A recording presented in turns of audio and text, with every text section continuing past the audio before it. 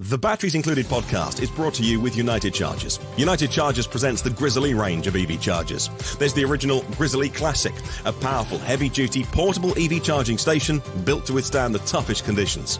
The Grizzly Duo, a dual-port unit designed to charge two vehicles at the same time. The Grizzly Mini, a small portable charging station built with an indoor-outdoor rated cast aluminium enclosure. And the Grizzly Smart, a revolutionary smart EV charger. All Grizzly chargers come with a convenient 24-foot cable and the ability to adjust the current from 16 amps all the way up to 40 amps. That's 9.6 kilowatts. Plus, they're IP67 rated.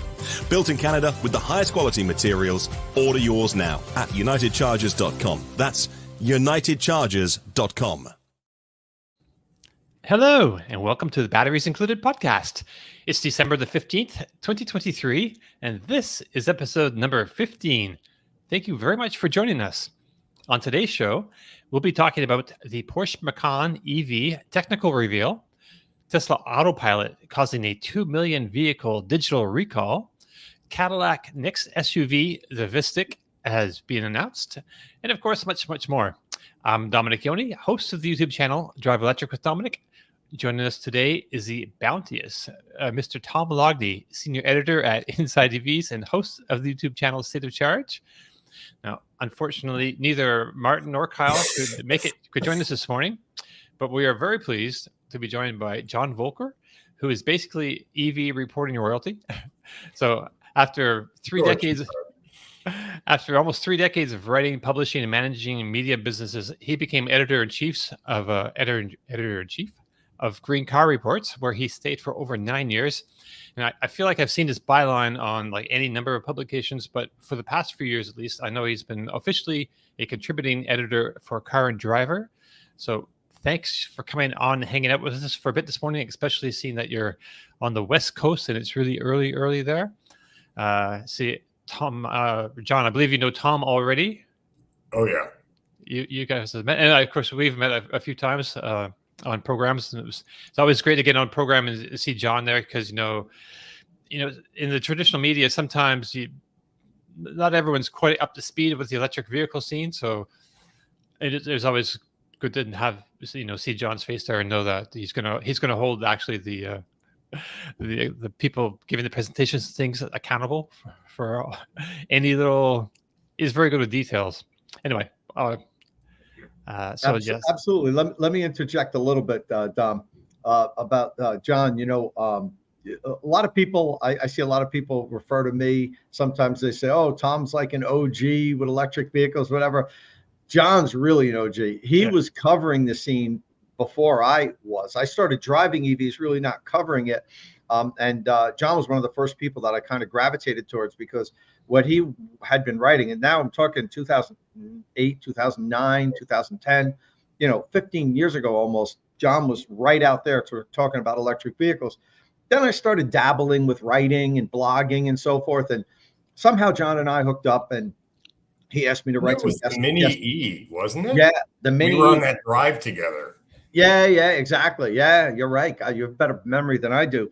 And we got to know each other. And then he asked me if I'd like to do some guest posts for Green Car Reports. Right. As Tom said, he was the managing editor or editor-in-chief at the time.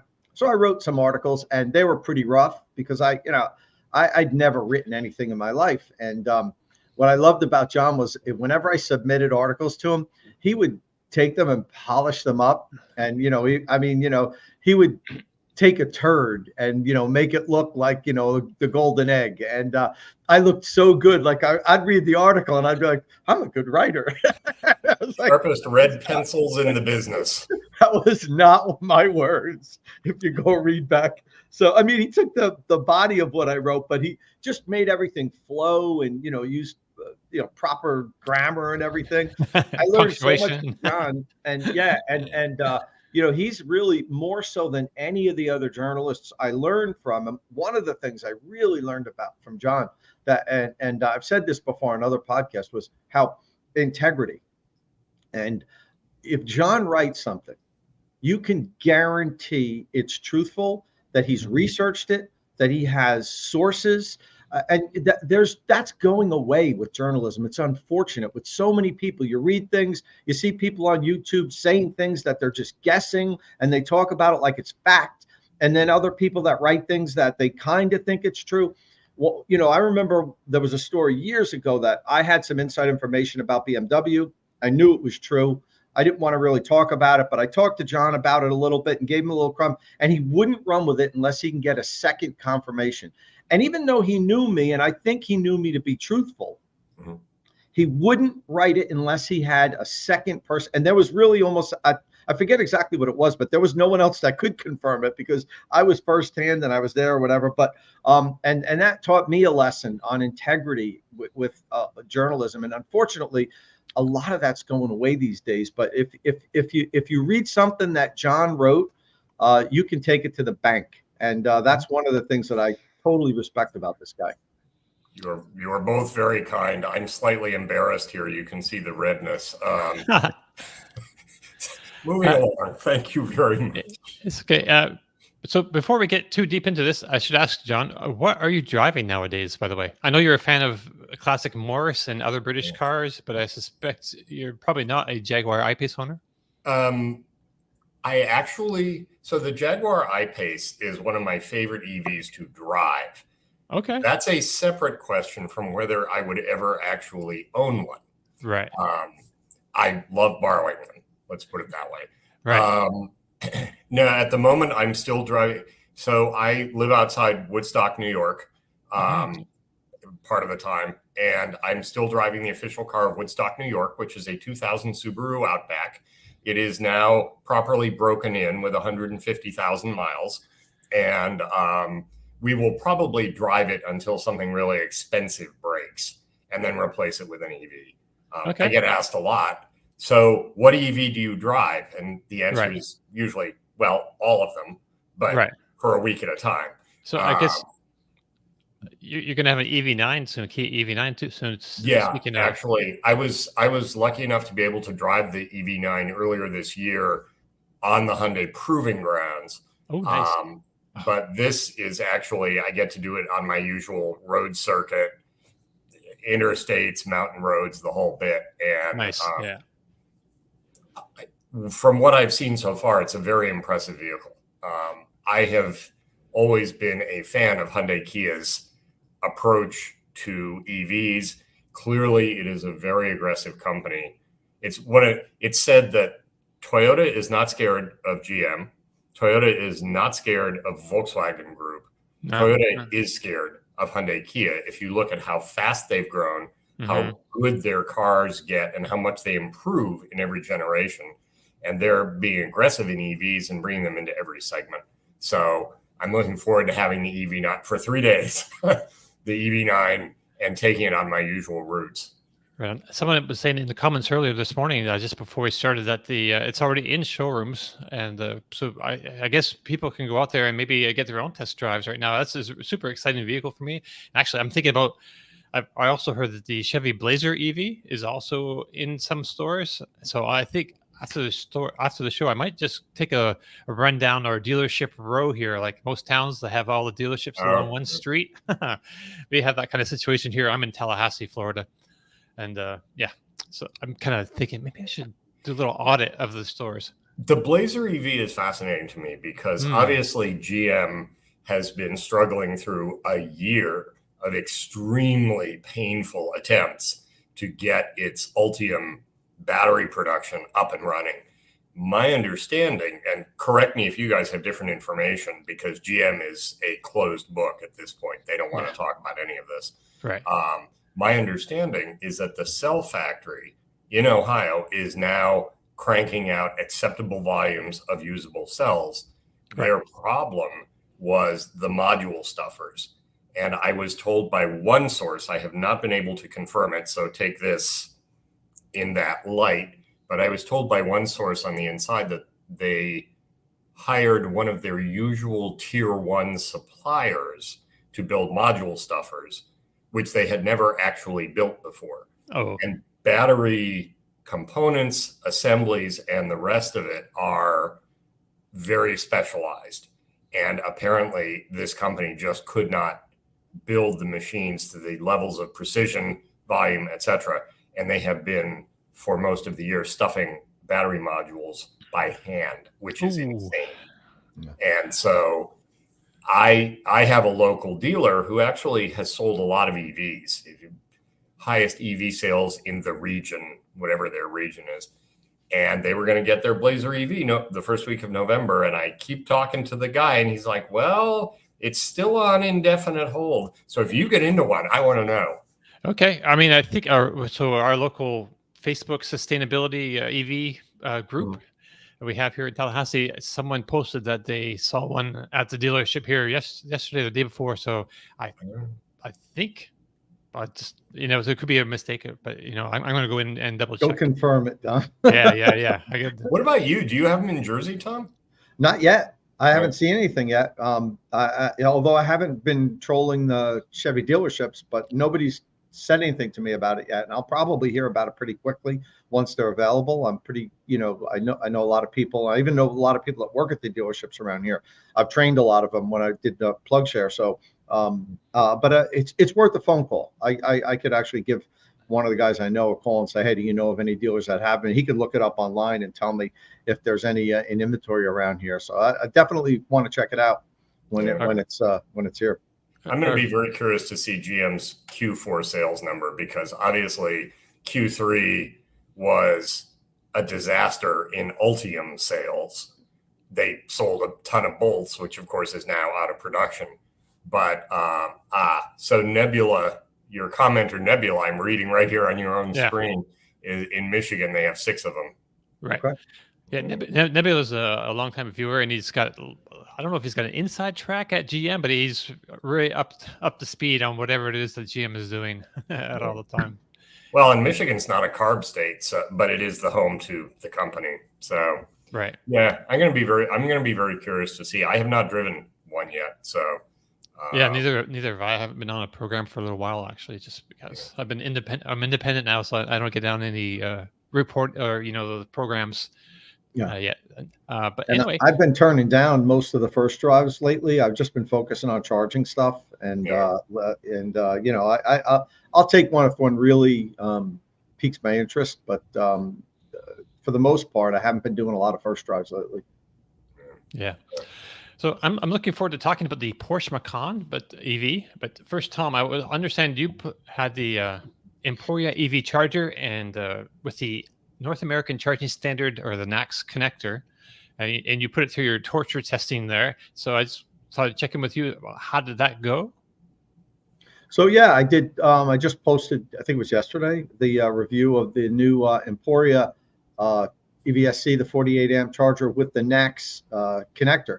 Now that most of the whole industry is going to, transition. There's been a couple holdouts. The Volkswagen Group hasn't announced it yet, but we all know they're going to. The charging companies that make charging equipment are going to transition and start selling equipment. So Emporia, which was my top rated non-Tesla charger for 2023, high-powered charger, they just they didn't put it out yet. It's going to be available in a couple of months. You can see the box even has a picture of a J1772 on it. That's because they sent me an early copy of it. I mean, it's the production version. It's been UL certified and everything, the one that I have, but they haven't scaled up production yet. So they're going to start selling them like in February, I think. But they sent me one because they wanted me to get it out that it's there, and I did the full review of it. That's up on State of Charge. It did, in a nutshell, very well, like the original one did. But one of the things that I really criticized them, well, 2 things I criticized them on the first one. The cold weather, the cable didn't do so well in cold weather, but their connector holster is perhaps the worst connector holster on the market of chargers. Because of my review, they're going to redesign, or they're redesigning it.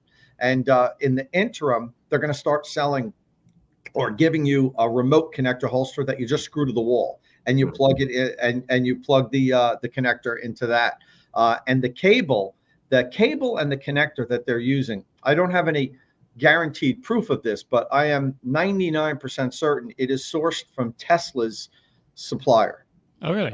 It's not like a knockoff. Yeah, I really have closely examined the 2 next to each other. and I'm nearly positive that the supplier that they got this from is a supplier, one of Tesla's suppliers. I'm sure Tesla has multiple suppliers for the connectors and the cables. So cable did very well in the cable deep freeze test. It's a nice thin cable, but it's all UL certified, so it's about as thin as you can get and still pass certification. There I am talking about the connector holster, but overall it did. Yeah, Volex. Leonard just posted. That's the name of the supplier. Did my full review, opened it up, showed everybody everything, and scored very well. And I'm gonna. This is gonna be added to my list of recommended units, just as the J1772 version of the Emporia Charger is. It's a very good, high quality unit. And what makes me keep pushing Emporia and putting it at the top of my list is the price. Right. It's $399. And it competes with units that are $699. It's not a $50 difference. It does nearly everything that the high end units can at half the price. So how does it not end up at the top of my recommendation list? Right. Plus, it's UL certified. You're a stickler for all that certification and safety. Yeah. Yeah. So it's all safety certified. NEMA 4 enclosure, long cable, very good build quality. Everything about it ticks all. It passed the extreme heat test, the deep freeze test. It passed everything. That's my new extreme heat test. I baked the units at 120 degrees for 2 hours, and then I turn them on, let them run for 2 hours while the heat lamp continues to bake them. And they get up to like 150, 160 degrees, the case themselves. And I want to see if it's going to derate or shut off. And that's a new test that I started, and I think it's a worthwhile test because a lot of people live in very hot areas where the charger has to be outside, and they get that hot. They get 130, 140 degrees on the surface if you have your equipment mounted outside in Arizona in the summer. Hey, question, Tom. What do you do in terms of water permeability or waterproofing testing? Because as you know, because you've provided both of my EV chargers for my house, thank you. I have mounted my newest one on the outside just because I end up parking test cars in the drive all the time. And I didn't want to have to run them into the garage. So I've never had any trouble, but do you formally test, I don't know, hose them down for 10 minutes or something? So here's the thing. When the units were NEMA 4 rated, which is pretty much watertight, the NEMA 3 units aren't watertight, so I wouldn't really want to do a water intrusion test on those. But the NEMA 4 units, I actually used to hose them off with a hose, but quite honestly, it was kind of like a futile thing because they all were watertight. No matter what I did, I couldn't get any water in them. And so what I do now is I don't do that. I open them up and I look at the how well the gasket is and how it's seated into the unit, and if it does like sort of like this, where the metal or the plastic really seals it tightly with rubber, I report on that.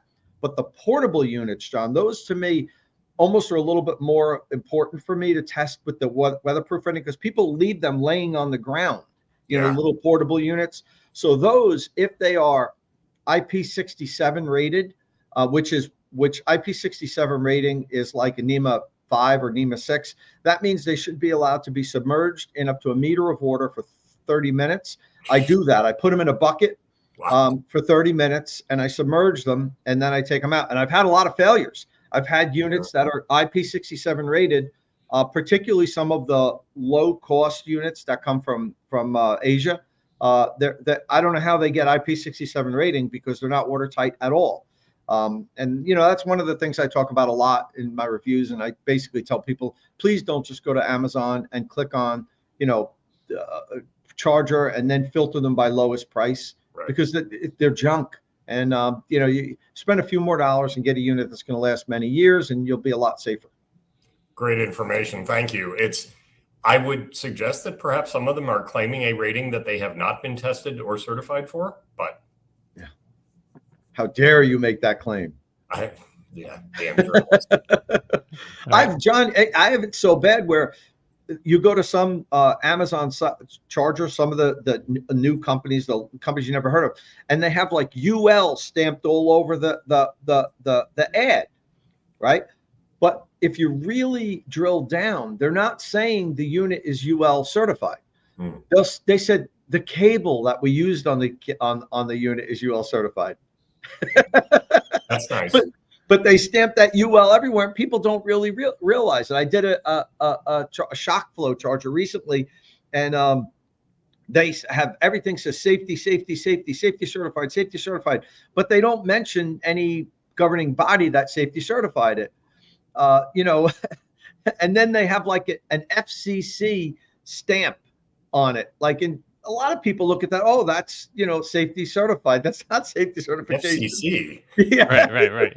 Yeah. Well, that I think FCC certified means like the radiation it emits or something, or like the radio waves. Like it doesn't interfere. Everyone calls it radio interference or something. Yeah, radio interference. But people don't realize that. When they go to a site and they see safety certified and they see FCC stamped, like, oh, well, this thing, they wouldn't be allowed to sell it if it's not safe. It's not safe. So anyway. I'm surprised we don't have any comments of people complaining when I go off on my tangent about safety. People are like, all right, Tom, we've heard this before. Move on. So Leonard brings up a good point in the comments. So he bought the J1772 version for sale on Amazon for $300, and his utility had a rebate program, $250. So he ended up only paying around $80. Total no-brainer for a second charger. So that's a good point. Like a lot of towns, municipalities will have like some programs. So it's good to check those things out and take advantage of them if they're in your area. Absolutely. And when I do my reviews, a lot of times I get comments, people complain. They're like, Tom, why didn't you note that this is available for a utility discount or something? There's like 3,000 utilities in this country. They all have their own rules and stuff. I can't. I would never be able to compile a list of that. I mean, it would be a full-time job. So unfortunately, I have to put that upon you and say, look, do your due diligence when you're going to buy a unit, and check out your utility, check out your state rebates. There's there's so many different incentives out there, but there's so many of them. I couldn't do that. I could dedicate a whole channel just to reporting on incentives. I'd never be able to get it done. Well, and that's one of my qualifying questions for salespeople when you're shopping for an electric car, for salespeople at those car makers that have franchised, independently owned third-party dealerships, always known as our valued partners. Okay, we're here in this town, so we have the same utility. What programs does our utility have for EVs? And if they stumble, or they're like, oh, I don't know, or call the utility, that person does not know what they're talking about. Any EV salesperson at this point, 15 years in, 10 years plus in, should know for their locality what the utility programs are, if there are any. But John, so few do. I used to, when I did my dealership training, I would bring sheets that listed all the current local things, because I knew they wouldn't do their own research. And I would give it to them, right? Say, here, leave this in your top desk drawer. And then I'd go back as a secret shopper months later, or have somebody go, and they'd say, oh, no, I don't know, check your utility. And I gave them I'm here. If somebody asks you about incentives, just pull this sheet out of your desk, and he'll tell you all the incentives. Yes. The dealership question is probably its own podcast, if not its own channel. Right. Yeah. Dealerships have it tough because they just have a lot of staff turnover as well. So the training is constant. They're constantly having to train up new people all the time. To sell those vehicles fast, and EVs take a little bit longer to sell because there's more questions. I don't really want to beat up the sales. It's a tough job. They don't make a lot of money. They're incentivized to sell the other vehicles because they're easier for them to sell. So it's I've worked with a lot of these guys. They're not the devil, but they're just trying to earn a buck. But they could help themselves out a lot if they put a little bit more effort into being a little better at their craft. I think all the car makers recognize that now, are the ones that are serious about EVs, but it's a constant struggle. Right. Man. So let's get into this Porsche Macan EV. So let me click on this. We're missing Martin today, that's for sure. He usually does all this button pushing and stuff behind the scenes.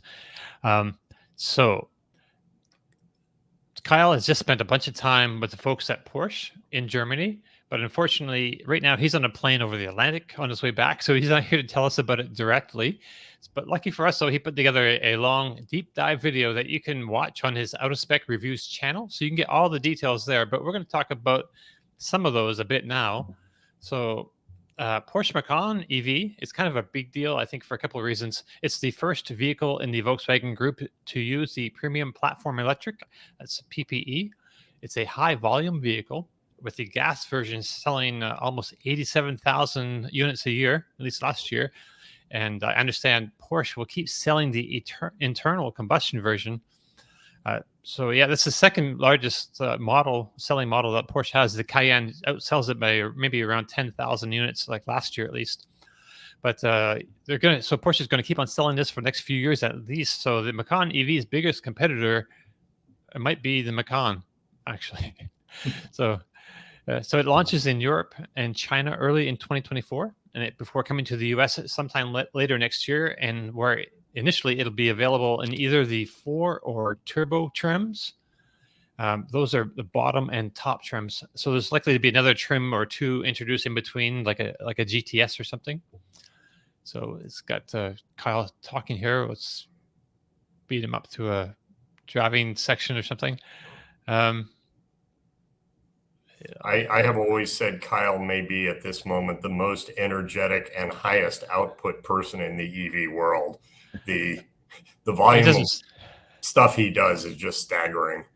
He doesn't stop. He's I wish I had that energy. Yeah. Right. Yeah. So let's talk batteries. So this one's got 100 kilowatt hours gross, and that should be good for 310 miles. That's not an official number yet. So we're still waiting on that. I went through the EPA documents last night, and I don't think they've submitted their document certification for the EPA to the EPA yet. So that's not available. It weighs 570 kilograms. That's 1,257 pounds. So it's not light. It doesn't have a super great energy density. I think it works out to I think maybe 170 watt hours per kilogram. I think it worked out at the pack level. It's got 400. So the pack itself can put out 495 kilowatts. That would turn into 664 horsepower. That's a figure that most companies don't really give us. They never really tell us like how much power the pack can actually put out. But here we do, like on this little chart, and this is like peak discharge capacity after 18 seconds at 90% state of charge and 25 degrees Celsius. So it could be putting out even more than this, but that's really kind of beside the point because the motors don't put out that much power. So the Porsche Macan EV would be limited in power output by its inverter, not the battery, because the inverter controls what the motors get and dish out. So interesting, they call it an 800 volt battery, but its max voltage is short of that at 765. I believe is that on this list here? Yes. Yeah. 765 volts. That gives us a whole range of voltage here on this little chart, like 180 to 765 volts. I have a feeling that in regular operation, it would not see 180 volts. That's super, super low. But I guess it could, if it dropped down there, it can deal with that kind of a low voltage. But I think I don't know if you're familiar. Some of you may be familiar with how voltage works on the pack. As you get to a certain point, if it decreasing and expending energy, the voltage will just kind of drop off a cliff basically, and not have usable energy after that. Right. So, John, have you ever spent any time with the Macan or the prototype? I went to a technical backgrounder.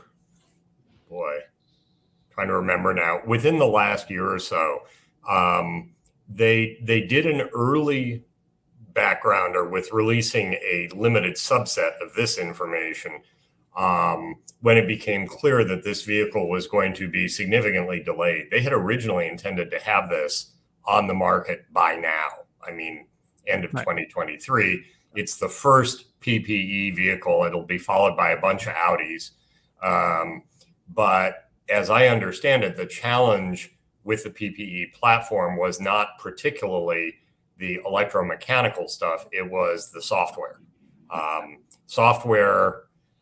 At the risk of overgeneralizing, software has been a particular challenge for German makers. And Porsche and the team that was across brands that was doing the PPE platform, Porsche, Audi, and then secondarily, I think there were some Bentley people in there too, really struggled getting a new generation of software in where they could do over-the-air updates easily and all the other things that, as we say, a software-defined vehicle would be expected to have. I'm curious to see it. The initial response on the styling, now that it's out of camo, has been, I'd say, mixed. The adjective blobby seemed to come up rather a lot. But, if it drives anything like the Taycan, which remains one of my very favorite EVs, it will be a splendid car to drive. And I am reminded of something I heard. I visited Vistiq, pre-pandemic, so 2019, I guess, before the Taycan sort of was revealed, but we knew the project was going on. And one of their engineers said with a slight smile, "We already have electric vehicle prototypes that our most experienced test drivers are finding it hard to tolerate." So think about that. They can build an EV that is so fast and handles so well that somebody, I don't know if they're race drivers, but next level down, is really struggling to endure physically. That sounds promising. So much for EVs just becoming appliances, John. Oh yeah, right. Yeah, we have some footage of from inside the car. They drove Kyle around the track a few times, around a few laps of the track, and you have. We'll show you the footage in a minute. But the driver is like, he's just talking and having a conversation, like he's at the office, But in the meantime, the car is like sideways on the track, left, switching directions. It's pretty crazy stuff. So it looks like it's going to be a fun car to drive. So charging wise, though, it charges from 10 to 80% in about 22 minutes at around 24 degrees Celsius, 75 degrees Fahrenheit. So it's slower to 80% than Hyundai's eGMP platform cars, but it has a bigger battery. So that kind of makes sense. Yeah. Right. So peak power is said to be 270 kilowatts, similar to the Taycan. Yeah. And the charging time is similar to the Taycan too. Right. I think the Taycan was 22 minutes also to 80%. Right. But the Taycan also has a lot smaller battery. So not a lot smaller. It's smaller, but not a lot smaller. I think it's like 60 something. Well, aren't there two batteries for the Taycan? There are, actually. Yeah. The performance battery. Porsche's said pretty consistently they think 100 kilowatt hours is about the right maximum for what they do, for the kind of car. Porsche obviously doesn't build Hummer competitors, nor should they. But nobody said, we think we're going to max it out at 100 kilowatt hours, and we will get more and more range over time as energy density improves.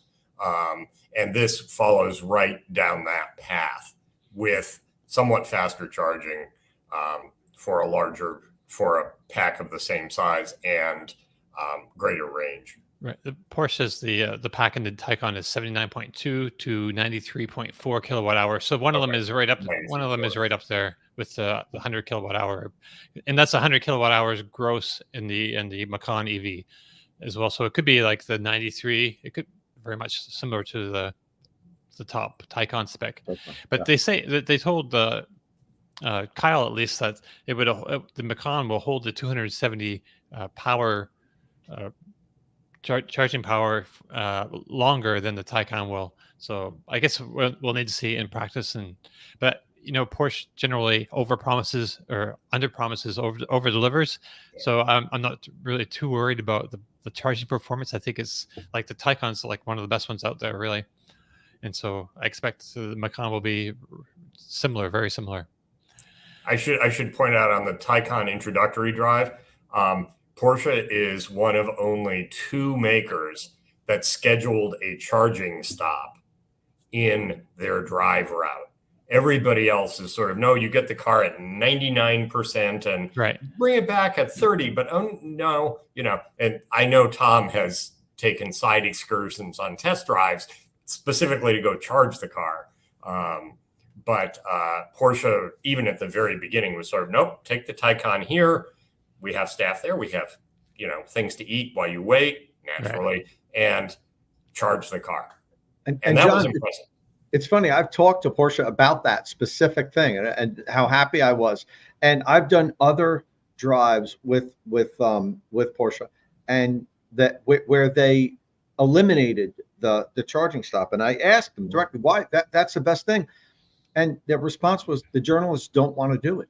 Yeah. They want to spend their time driving the car and learning about the car. They don't want to stop and have to figure out how to use it. And if it's in another country, like it was on, and I was on that drive that you're talking about, that was the Copenhagen to, oh God, where in Germany drive, the first drive, right? That you're talking about, the one that they had the charge. I was actually talking about the one on the Angeles Crest Highway. Oh, okay. No, then no, different. So they did both of them. That's good. Yeah. And but I remember Calvin in particular, I talked to him about this a lot, and he said I can't get the journalists to want to stop and charge the cars, and it's such a part of the ownership experience. They should experience that and be able to report on it. And he's like, so we've like cut it out of some of the drives, and he's like, and he laughed. He goes, I know on any drive that I invite you on, I will make sure that there's a charging stop, Tom, because even if it's just you, I'll have it all plotted out and I'll have someone waiting at the charging station for you. And he's always done that. I did one in the US and we did it also. So I don't get why a journalist wouldn't want to take an extra 20 minutes to report on that. But that's the feedback I got from them. We don't want to do it. Well, so I have an article half written.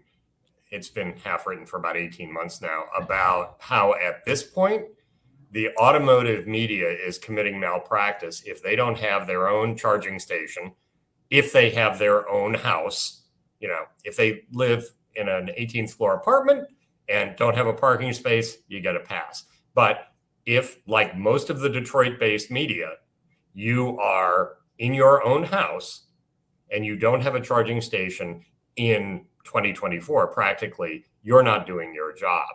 And this disinterest in charging, to me, is emblematic of the automotive media still having to catch up. Right. Absolutely. And John, if you have any friends in the media that don't have one and you give them a hard time about it and they say, I don't want to spend the money, tell them you have a friend that will send them one for free. Yep. So that's no excuse. Say, I'll get you I'll call somebody and get you a charger. If you're going to complain about buying one, I'll provide it for free. It's not even that. It's some of them, I have one particular person in mind in the greater Detroit area who essentially said, this is a wonderful EV, but I could never own it because I plugged it in overnight and I got, 18 extra miles or something.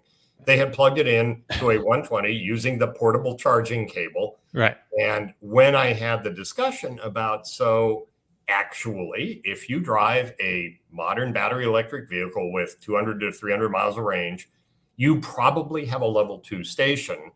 And they're like, well, yeah, but I'd have to rewire. I'm not going to do that. So it is, I think, emblematic of how a lot of the public still looks at this today, a question that we have to deal with. But I foolishly expected much of the automotive media to be a little bit more on the cutting edge. They love the cars and the performance, but the rest of the ecosystem is still a very weak point. Yeah. Well, John, we are with EVs. I know a lot of people, and a lot of people here watching us here are electric vehicle enthusiasts. So they don't feel like it's such a burden to maybe get a unit installed. But the thing about for the general public, the one thing about electric vehicles that I think is a real pain point is we're forcing people to change their habits. It's not so much that it's electric, it's a different fuel.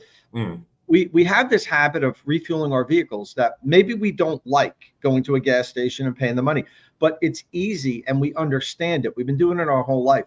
Now you get an EV, and I'm asking you to change your habits. And even if it's subconscious, that bothers people, that in order to get this new thing, I have to alter the way I live. And I know it's not a big thing, but it is. You've got to change your wiring in your house. Every day when you get out of your car, you have to grab this plug and plug it in. Now, it's all real easy stuff, but I think subliminally, people they're feeling anxious over their life has to change, and change is hard.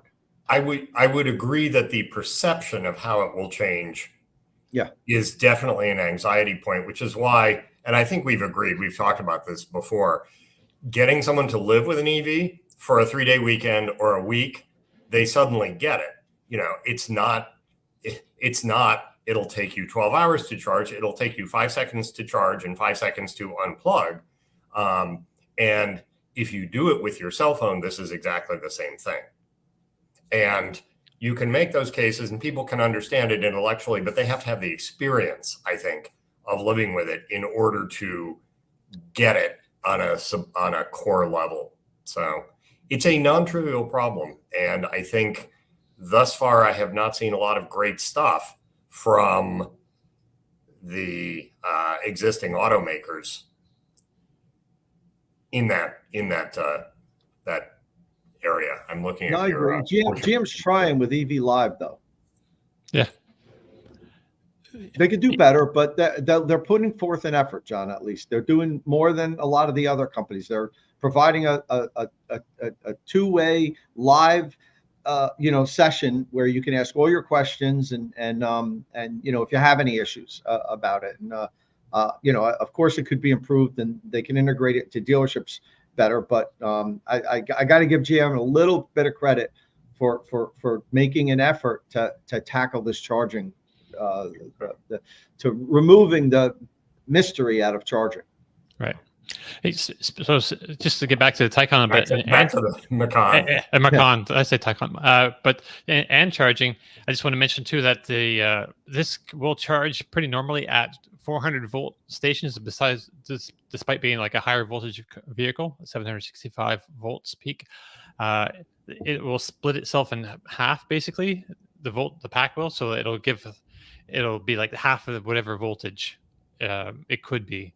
So that's the problem with 800 volt cars now. If you go to like a Tesla Magic Dock or something that's 400, it's a 400 volt system, and you have an 800 volt car, it charges really slowly because the car needs to have like a booster on it to help with convert the voltage, and it can only take in, I know with cars are getting like 40 and 50 kilowatts charging power. So it makes my understanding though is that the NACS standard, when they start having what's effectively version 4 of superchargers out there, that it switches from high amp low volt to high volt low amp. And that allows 800 volt cars to charge properly. Right, because I believe the Cybertruck is 800 volts too, right?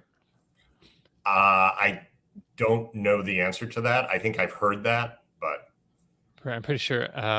But yeah, right now I think the version 4 is so the version 4 superchargers being installed now, but they're not set up with the. I think they're using the version 3 cabinet still, but they're not giving it the full 1,000 volts yet. But we expect that to happen. Right, it's going to be. I'm not sure what the final output number is going to be, but I expect to see. 750 kilowatts. Does that sound like too much, Tom? I actually was dumb. I was looking up something on the side. I wasn't listening to your last sentence. Sure. I'm sorry. No, I do that. It happens to me all the time, actually. What are you talking about? Charging at 700? Yeah. The new Tesla standard. I've seen a lot of sloppy reporting because there seems to be this assumption that, okay, everybody's going to get the Tesla connector and everything will be copacetic. And it's actually a new version of the Tesla charging system, V4. I think of it just because we've gone through Vs 1, 2, and 3. Right. But it has different electrical characteristics. And I think the plug and socket are slightly different, although I can't tell you how. You might know more since you've tested that charger, Tom. No, which charger are we talking about? The one I just tested now? Yeah. If that has a NACS connector as opposed to the existing Tesla connector, my understanding was that it's slightly different. Well, the physical connector, I haven't opened it up, is exactly the same. Okay. The physical connector is no different than the physical connector I have on my Tesla wall connector. But yes, what you're saying is yes, and I don't know. I don't want to say something. I have some thoughts on it, but I don't want to say it without and then be wrong. I think it's more it's going to be more software than actual physical hardware difference. But let's wait till we understand. That's one of the problems with Tesla. It's so impossible. It's not impossible. It's extremely difficult to get in touch with somebody at the company and say, look, can you explain this to me? Now, I will qualify that with saying lately, in the last month or two, I've actually made some headway with that and have people in their charging department that have been open to discussing things with me, which is like incredibly enlightening. And I've actually sent some questions recently about what we're talking about. And I did get a response of, okay, let me look into this and we'll get back to you. So for the first time in like 8 years, I have a contact. I have the department at Tesla that will talk to me. Wow. And I'm very thankful for that. I just wish it worked a little bit more like it does for the other companies where, John, you could just shoot an email over to PR and say, hey, could you explain this to me? Because people want to know it. So I'll, but we can't do that with Tesla. It's so frustrating. I have not sent anything to press at Tesla of late, but my understanding is they no longer auto respond with a poop emoji. That's nice. Yeah, I was going to mention that. Yeah, that used to be the standard response. That's emoji. Classy. It's mind-boggling. Perhaps back to the Macan. So before we move on to the last little interesting thing about the battery in this Macan EV that I've never seen any other car do. Maybe they do. I've never seen anything like this. It has a self-discharge function. So if you leave it at a high state of charge for more than 90 hours, that's 3 days and 18 hours, it will eventually bring itself down to 50% and then stop. So I don't know if it bleeds it off as heat or whatever, but it will protect your battery's longevity by, batteries like to be at, 50% or less, not super low, but 50, 30, 25, 30 to 50% is a great place to have it for long periods. So the Macan does this like automatically after. So if you leave your car at the airport, you can expect it to, if you leave it at a high state of charge, you can expect it not to be like that if you're more than 4 days away. That's crazy. Explain that to me again. More than 4 days, and it'll automatically bleed itself down to 50%. Yes. It's kind of a weird thing. I don't know if you would think there should be like a manual override to keep it from doing that, because some situations, like, if you're at an airport and you don't have a charging situation, for your ride home, or if you need, sometimes you need to have all that charge in the battery for a period of time. I don't know. Well, airports are a particular case. I think about the longer term storage where someone may have a car in a summer house or a winter house and they just leave it there for 3 or 4 months. And in that case, it is definitely bad for the battery to store it fully charged. People tend not to know this. They don't read their owner's manuals. So, but there is a reason for this. I anticipate that there will be a lot of owners who do not understand it, are not aware of it, are not told about it, and will come back to a car with less charge than they expected. I think the question would be, what's the car's draw in parked state or in suspended animation, if you like, because Teslas are known to pull a fair amount of power out of the battery just waiting. monitoring the car and so forth. So, if I leave my Macan EV for 5 months, how much does it use up just pinging the servers every now and then or whatever it may do?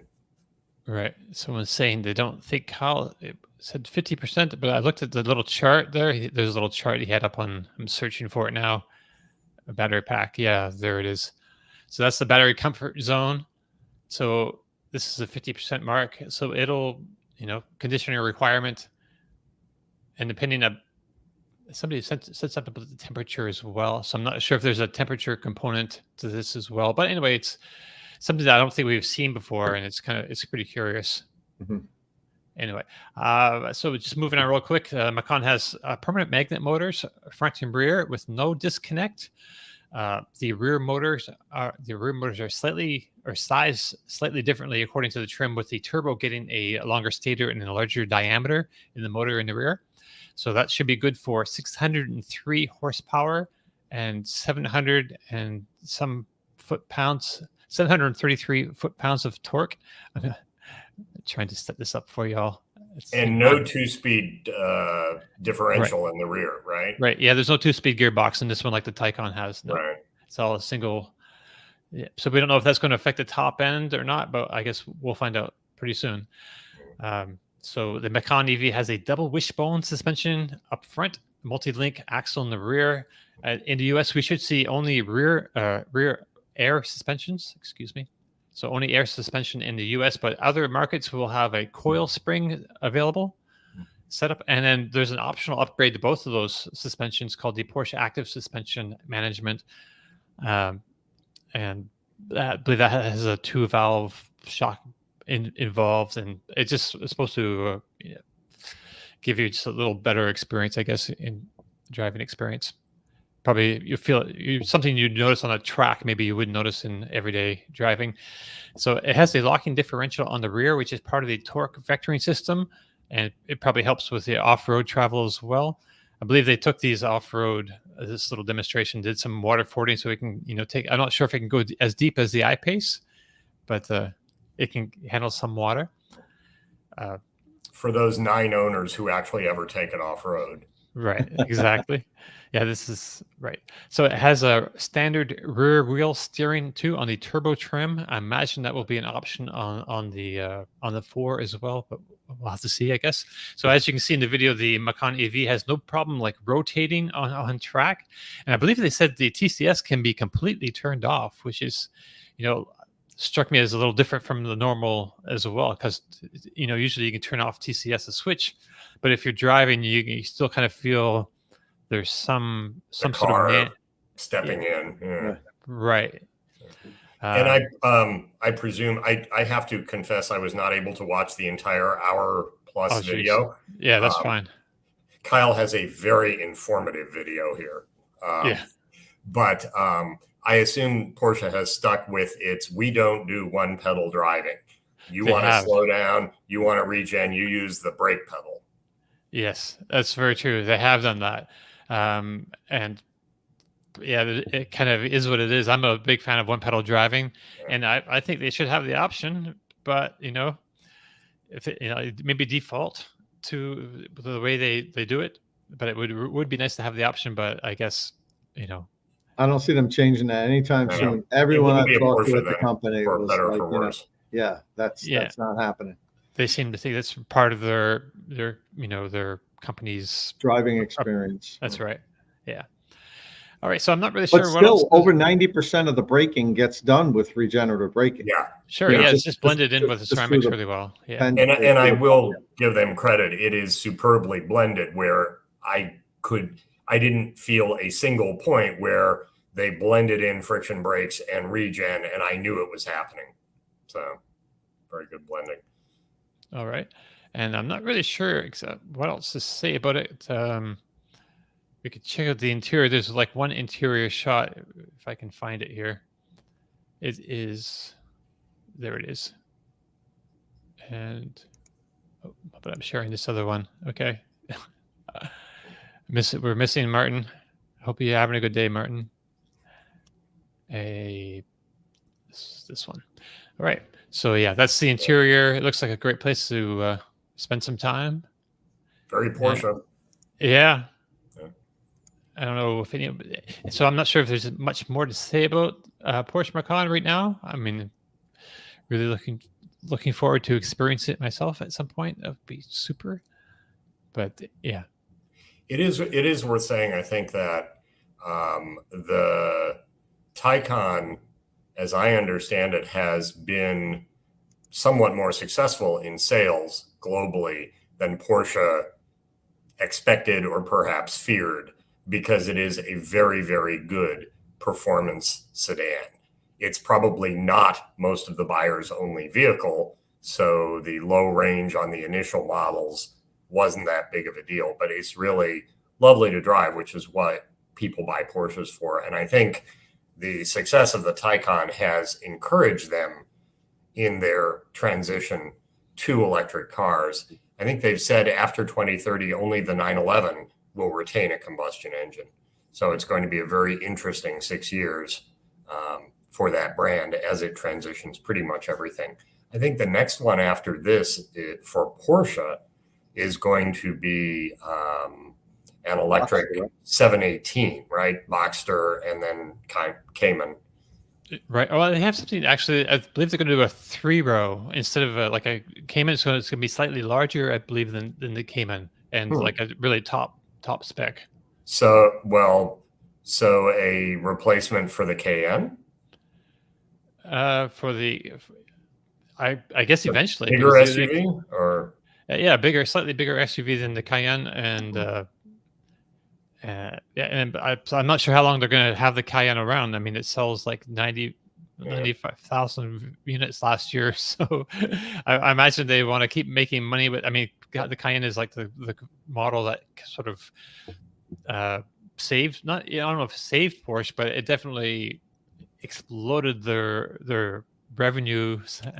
It allowed Porsche to go into the luxury end of some markets that simply weren't buying low-slung sports cars, like China. Right.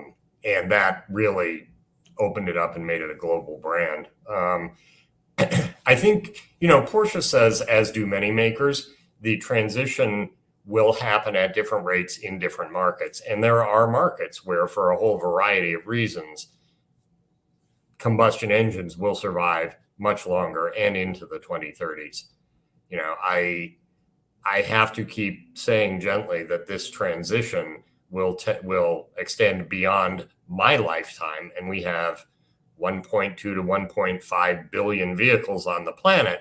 To transition the bulk of them to electric is a decades-long process, even if every new car sold in XYZ region is going to be zero emission by 2030 or 2035 or whatever the number is. Right. All right. See if we can get this thing to cooperate with us. Is that coming up like it's supposed to? Are we seeing? No, it's a black screen. Not working. Huh. Yeah, I'm not sure what's up with that. Okay, I'll find another way of doing it. I'm trying to show you the new Cadillac. So yesterday, was it just yesterday? I don't know. Yesterday morning. Wow. So with zero fanfare, Cadillac introduced yesterday the Vistiq to the world. It's a short press release appeared on the site with 2 photos. Basically, all we know is it's a 3-row SUV that will sit between the Lyriq and the Escalade IQ. John, there's not really a whole lot to go on here. We're supposed to get all the details, I guess, sometime next year. But judging by what you see, or what we'll see in a moment when I get up on the screen, and what we know about Cadillac, or what you know about Cadillac, what do you think its chances are in a world with the likes of Rivian R1S and the Lucid Gravity, Volvo EX90, even the Kia EV9, which can be spec'd higher than Cadillac's base price on this? Well, I think the challenge for Cadillac right now is GM's production problems with Ultium. I said earlier on in the show, we'll see what the Q4 numbers are. GM was supposed to be selling tens of thousands a month of EVs by the end of this year, and they are clearly not doing it. Yep, there's the Vistiq, one of 2 photos, right? Beautifully composed in Photoshop or whatever you use these days. But the challenge, really, Cadillac has said it will be all electric by 2030. It is GM's luxury brand. And to be fair, the new electric Cadillac show where Cadillac has been focusing. Some of their most recent round of combustion engine vehicles are just not that impressive. But, you know, the sedans are wonderful performance sedans, but nobody goes to Cadillac to buy a BMW substitute. And I think they've figured that out. So the new electric Cadillacs are going to hit all of the segments that their gasoline vehicles hit now. We do have the Lyriq out there as a 2-row mid-sized SUV. This will be a larger mid-sized SUV similar to their current XT6 with 3 rows. But we've also seen the Escalade IQ, which is the equivalent of the big honkin' body on frame current Escalade.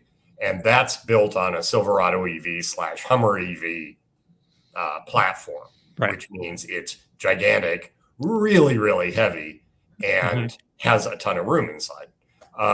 So Cadillac will have entries in all of these points. There's the other one below the Lyriq, whose name I'm forgetting at this moment. That's essentially about the size of a Blazer EV. What's it called? Optic. Thank you. Yeah. Yes. All of them ending in Q. Optic. Yeah. But here's the problem. Cadillac has now announced 5 electric vehicles. The Celestiq, their $300,000 ultra luxury sedan, which is quite frankly aimed as much at China as it is at us. The Escalade IQ moving down the range, now the Vistiq, Lyriq's in production, and then they have the Optic, right? That's 5 cars. Only one of them is in production. And so far, the sales numbers have been very, very low. I guess I question at what point throwing pictures out there of a car that won't be available for 18 months, especially if it's number 5 and numbers 2, 3, and 4 still aren't on the market, at what point this becomes just sort of noise level and reinforces the cynicism about GM's attempts to put EVs out in high volume. So waiting for Q4 sales, and I look forward to driving some of these. The Lyriq was interesting to drive. Have you driven a Lyriq, Tom? Yeah. What did you think of it? On multiple occasions. Yeah. Well, I liked how quiet the cabin was. I enjoyed. I thought it was a pleasant environment for a long road trip. Okay, it definitely focused more, I thought, on comfort and ride than, let's say, the sporty driving characteristics. It felt a little sloppy to me, but I wasn't driving it that way. I was driving it like I thought most Cadillac owners would drive it. I did a bunch of range tests. It did very well with the range tests. I just thought the overall quality of materials they used should have been upped a little bit for a Cadillac. It almost looked great, but then when you sat down and started touching and playing with everything, it felt like it was a little a step lower than the quality I would expect for a Cadillac. But it was, you know, they were trying to keep the price down on that model. At least I would hope that the Escalade and the Optic are going to have a little bit better premium fit and finish. But driving wise, I thought it was a comfortable, quiet environment that I enjoyed driving it.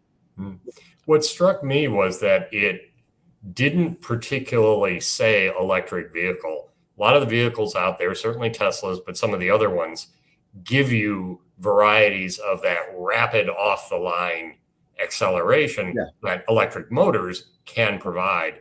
What struck me about the Lyriq was seemed almost throttled down to mimic the acceleration of a gasoline vehicle, but much quieter, smoother, and without the shifting steps that the gasoline vehicle will provide.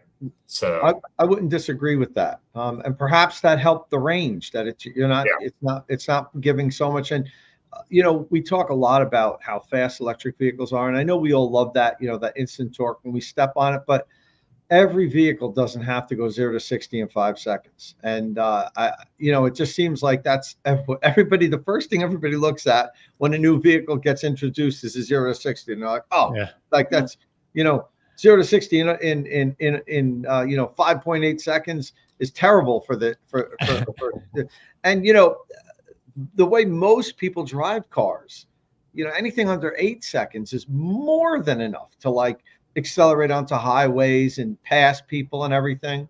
What do you think about that, John? The more SUVs we have, the truckier America gets, the worse people get at merging onto highways. One of my pet peeves is the people who, because they're in a tall SUV, they love to be able to see out, creep around the entrance ramp at 34 miles an hour to enter a highway that's going at 78 miles an hour.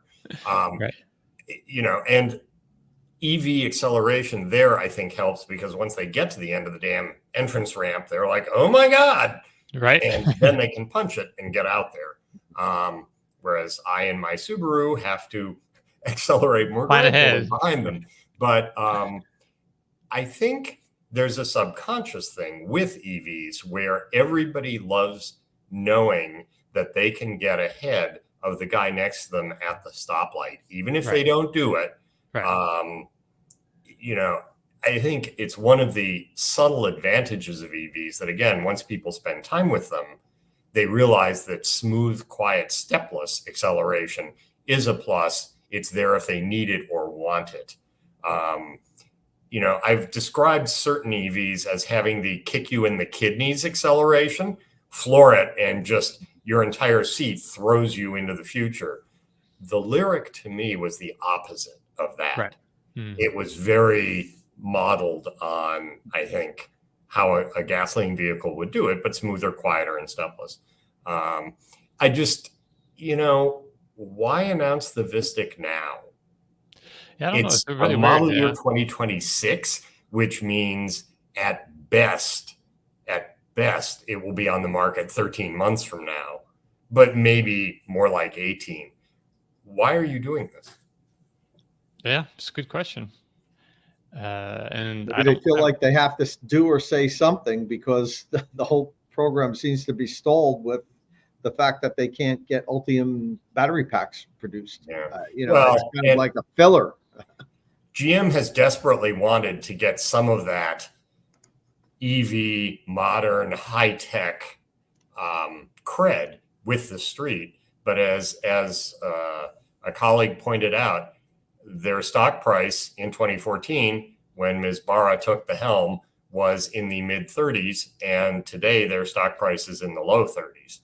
And that's a tough place because money's not cheap anymore. They're spending a great deal of money to build 3-4 battery plants. Someone made the case to me 3 years from now, if in fact they are selling hundreds of thousands of EVs every quarter, we will have forgotten this. And by the way, Tesla wasn't really good at meeting deadlines either. Sure. All of which is fair. But I think whether fairly or not, I think the way people look at GM and its efforts, especially given their history of EV development since 1996, for heaven's sakes, is different than the way people look at Tesla. Yeah. Plus, we expect, a company that's been around for such a long time to be able to, start new programs and adopt new technologies, be in there doing the thing rather than, but instead we've seen the, the legacy automakers be eclipsed in some areas, at least by these automotive startups. Like, Lucid maybe not super successful financially yet, but they're like tech is like years ahead of what other legacy automakers are doing. And it's just, yeah. I'm a huge Lucid fan. I love the cars. I consider a Lucid Air a superb way to knock out 800 miles in a day, presuming the charging station works. Right. I just spent I spent 3 hours with their Gravity SUV, which is on the inside. Yeah. Ooh. It has a very clever design. They have pulled every trick in the book to make it look like an SUV Whereas, in fact, it has, I'm going to use a word that will make everybody cringe, it has close to minivan room inside. Doesn't have sliding doors, God forbid. Right. But it has a much more vertical tail than you would expect from looking at its shape. And it has a genuinely usable third row. Right. Which is impressive for a vehicle that sits on roughly a mid-size footprint. I hope they get it into production. I know they would love to have it quicker than a year from now, or a year from this fall, I guess. Right. But they too are, I think, trying to underpromise and overdeliver. Right. They did get a new COO recently, so I'm hoping that bolstering of their upper ranks, the management, helps get them get everything sorted so they get some follow through and some delivery happening here, because they've been disappointing in a lot of respects. Well, they do at least have deep pockets, courtesy of someone that journalists know as Prince Bonesaw. Right. But we'll leave that there. And I hope that company makes it. I think Rivian will make it. I'm actually in Southern California. I'm staggered at the number of battery electric delivery vans out here. Oh, nice. Not just Amazon, but FedEx and UPS, not the Postal Service. Okay. Have you seen the Bright Drop vehicles being used? I have not seen Bright Drops. They seem to be Rivians, but I wasn't able to get up close. You just sort of see them in traffic. And of course, they have giant 3-foot-high logos that say electric vehicle, no emissions. Right. But I think the drivers like them too, because they are not the slowest thing away from the stoplight, to revert back to our previous discussion. Right. So we don't have too much time left. We have to cut it a little short today. So we need to talk about this Tesla situation. So this week, every Tesla ever sold in the US is the subject of a digital recall. So that's a recall. I'm calling it that because it's a recall that doesn't require a service visit, but is fixed via an over-the-air update. But it's still, a recall. I think it's an issue that needs to be officially tracked and addressed. So according to the NACS site, the issue is in circumstances when autosteer is engaged, the prominence and scope of the feature's controls may not be sufficient to prevent driver misuse of the SAE Level 2 Advanced Driver Assistance feature. So Autopilot is refer to it as an advanced driver assistance feature. So I have a Model 3, so it's affected by this recall, and I wasn't really sure what aspect of Autopilot needed improving when I saw the news, and I just, trying to figure it out on my own without doing a whole lot of crawling through the internet. But it seemed to me that the eye monitoring by the camera was a weak link in my car. So I had to, this is funny, I had to take some cat pee to the vet. So I had an errand to run. I know. TMI. Right? That's the first time I've heard that during an interview. Carry on. Right. Same. Anyway, so I had to run this errand. So it was an opportunity to try out my, see how functional like the camera monitoring is in my car. It's a 2018 rear-wheel drive Tesla Model 3 long range. So I made the little trip. I shut off FSD beta and activated the autopilot, so auto steer was happening. So when no cars were coming, I covered my eyes with my hand, so the camera couldn't see them. Nothing happened, so it's kind of disconcerting. So I covered up, the whole actual camera as well, and just hit that. It's like my video there.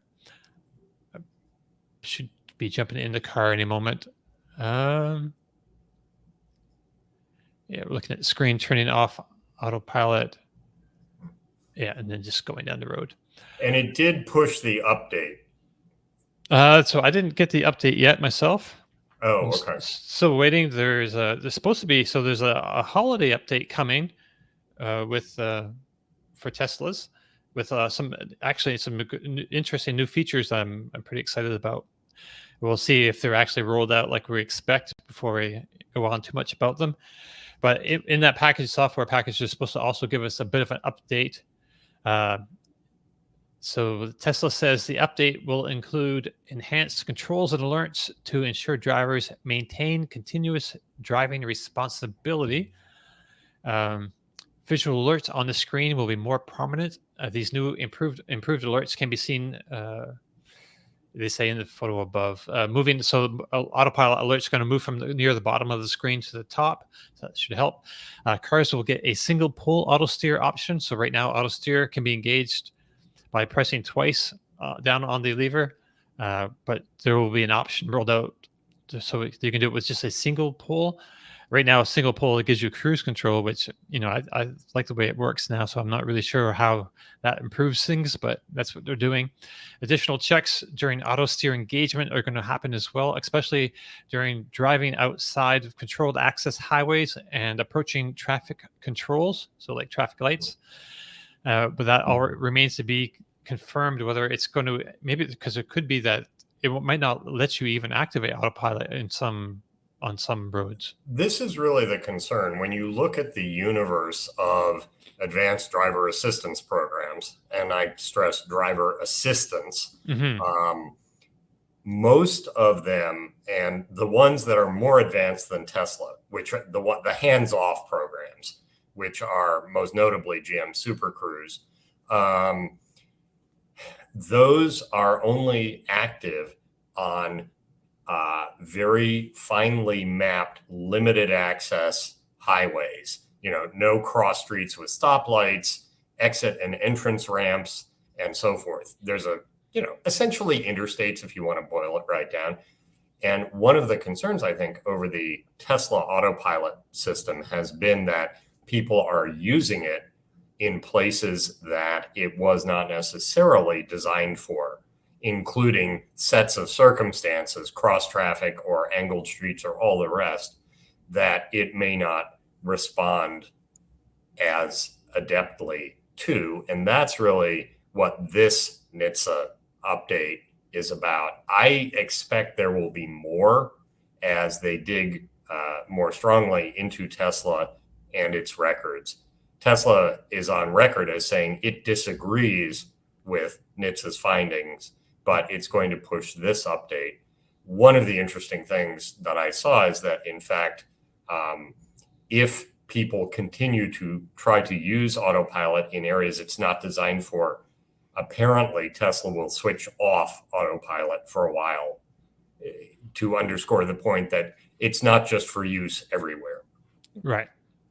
But it only suspends it temporarily. So after a few days, I believe, if you get so many strikes, if you if you don't, so if you're driving along and it tells you to put torque pressure or put pressure on the steering wheel to, let the car know you're still driving and paying attention. If you don't do that, it'll, make noise and then turn itself off, and then you won't be able to access it the remainder of the trip. But then that gives you a strike as well. So after, I believe it's 4 or 5 strikes, it takes away that feature but just for a few days. So it's not like a hugely not prohibited. What's the word I want? It's not hugely punishing. Is what I'm Punitive. thinking. Yeah. Punitive. That's the word. Yes. But I think it's to underscore this point that it is not a hands-off system. Tesla, both with autopilot and with so-called full self-driving, those are not hands-off systems. You still have to have your hands on the wheel for both of them. I think that is a point that was not necessarily clear earlier on, and that Tesla is now having to sort of retrofit to make sure owners understand. Whereas there are other makers who have legitimate hands-off systems. Yeah. Well, the early days of autopilot was like a Wild West, man. People would, would get in their back seats and doing all kinds of crazy stuff because they possibly could. And so that's become more and more restricted over time. And I think we're just going to see more of that until if they actually can deliver actual legitimate full self-driving and not just like the name of a feature that doesn't do that. Anyway, there is a dispute in the automotive world about the sensor suites that you need to be able to deliver, in Tesla terms, full self-driving, or I just think of it as hands-off automated cruise control. we'll see how it comes out. But Tesla has a history of promising some things it doesn't deliver. And they've certainly made a very good business out of charging a great deal of money for full self-driving, which has not yet delivered on the promise that most people would understand full self-driving to mean. Right. Well, we're getting to the end of another, by the end of this year, John. when did that start? Was it 2016 or 2017?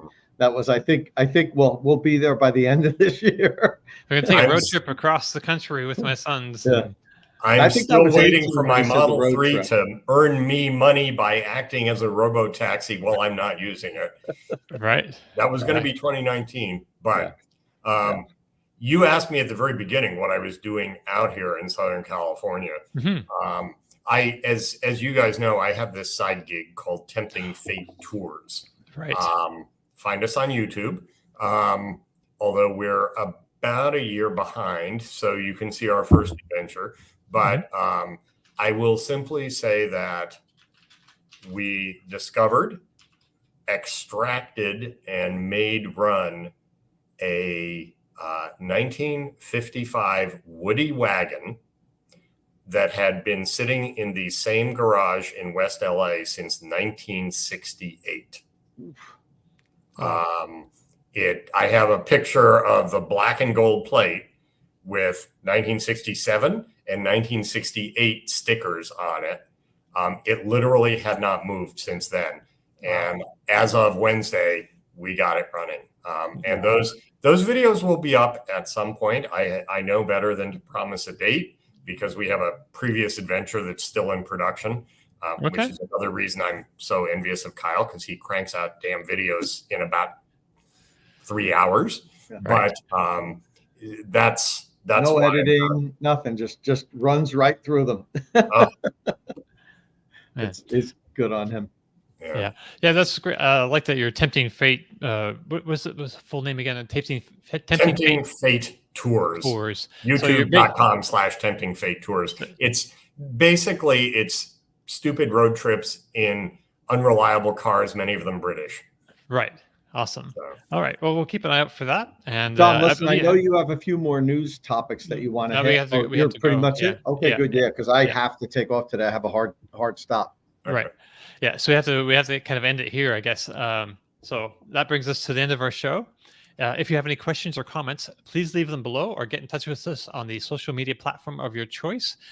Click subscribe and tap that bell icon for notifications. Don't forget, if you like the show, please give us a thumbs up. Thank you all very much again for joining us. We'll see you again very soon. And can I say it? And thanks again, John. Thank you for having me. Always a great pleasure to talk to either or both of you. All right. So, ciao. See you next time. See ya.